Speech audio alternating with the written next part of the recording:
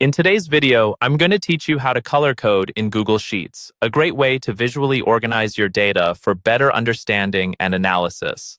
Let's get started. To begin, open your Google Sheets file. If you don't have one ready, you can easily create a new sheet by going to Google Drive and selecting the option to create a new spreadsheet. Having your sheet open is the first step to setting the foundation for your color coding. Once your Google Sheet is open, head to the menu at the top and click on the Data option. This option provides a spectrum of tools that are crucial for managing your spreadsheet data efficiently. In this menu, you'll find various options, and the one we want is Data Validation. Go ahead and click on it. Data validation helps you set rules within your spreadsheet, making it easier to manage different types of data inputs. After you click Data Validation, it's time to add a new rule.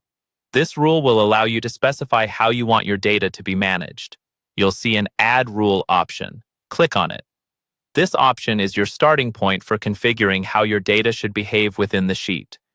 Once you've added that rule, proceed with Add Another Item, which can be found in your new rule setup. This step allows you to create multiple data categories that can be color-coded later. In the field provided, you'll need to type the different statuses you want to track. Start by typing In Progress. This label will serve as a category for tasks or entries within your sheet that are ongoing and need attention. After In Progress, move on to type Completed. This category can indicate tasks that you have finished, marking them off your list. Lastly, add Overdue. This category is vital for highlighting tasks that need immediate attention, as they haven't been completed by the deadline. Now, with your categories defined, it's time to provide color coding for each one. This is where the visual organization comes into play. Choose colors that are intuitive and easy to remember. For instance, you might select green for completed, yellow for in progress, and red for overdue. These colors can quickly convey the status of each entry at a glance.